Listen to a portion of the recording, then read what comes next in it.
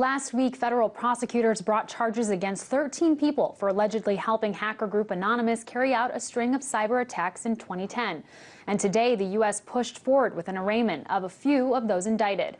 The defendants are being accused of taking part in something called Operation Payback, a group of attacks that took place between September 2010 and January of 2011, in which Anonymous initiated denial of service attacks on websites of major credit card companies, recording industry trade groups, and even a member of the rock band Kiss. The indictment against these individuals states Operation Payback targeted victims worldwide, including governmental entities, trade associations, individuals, law firms, and financial institutions, which Anonymous claimed opposed its stated philosophy of making all information free for all, including information protected by copyright laws or national security considerations. Our very own Andrew Blake was at one of the arraignment hearings in Virginia this afternoon and joins me now to discuss it a little bit more. Yeah. Andrew, thank you so much for coming on the show. Give us a little history, first of all. Operation Payback, this technically all went down last week, but can you give us a brief history? Yeah. It started back in late 2010, as you were saying earlier, and it's very similar to a couple other operations that have been waged by alleged members of Anonymous in the past, but the bare bones of it pretty much are a group of people.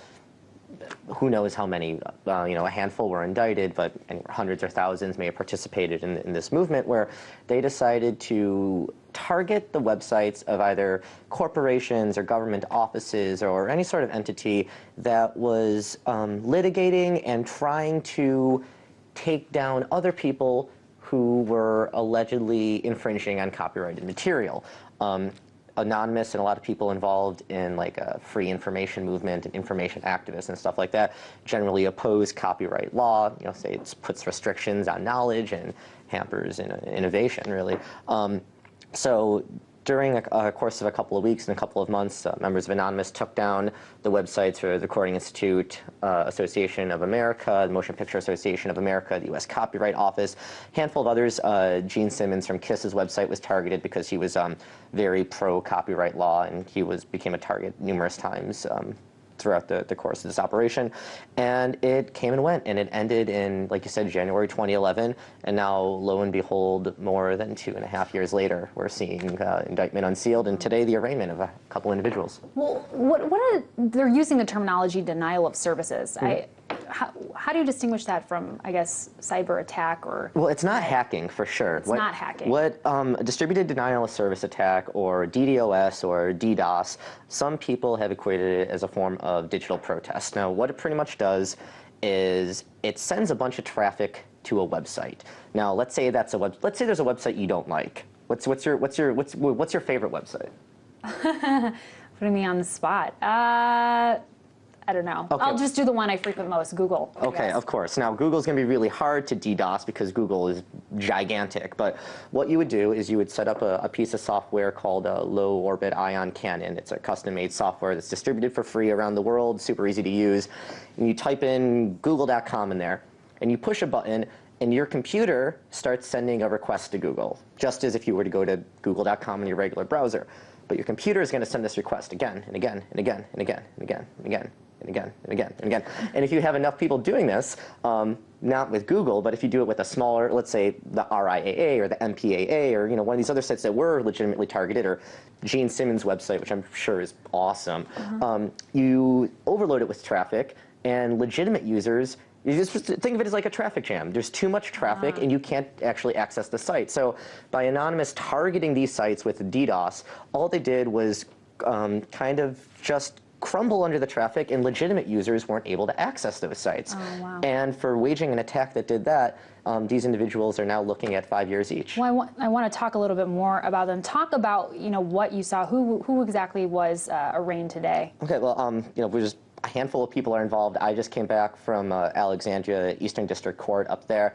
I saw the arraignment of 2 individuals, Dennis Owen Collins and Austin Stam. Mr. Collins is in his early 50s. He's from Ohio, and he's actually currently a co-defendant in a very similar case in which members of Anonymous targeted PayPal when PayPal began refusing to process donations for WikiLeaks back in 2010, and that spread for a little while. And that case itself, the PayPal 14, as they're called, there's 14 defendants in that case.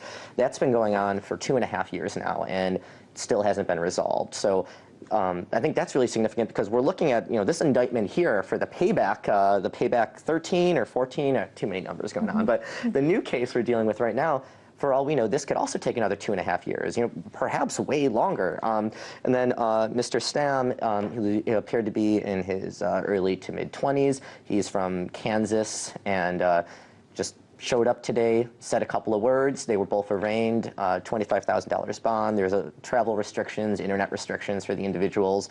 And apparently a few others were also arraigned today in court, a different room, different judge. But this case is going to be going on for a while. I have a pretty good feeling. Indeed, an array of backgrounds from those that were charged for sure. This isn't the first time we've seen sort of these charges against online activists. How does this really fit into the sort of larger narrative, the larger crackdown on hacktivism?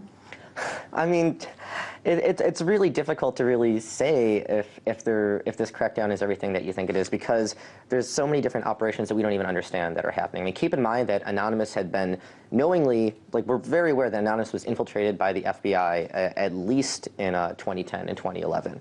And there's one individual, Hector Monsiger, who went by the alias Sabu.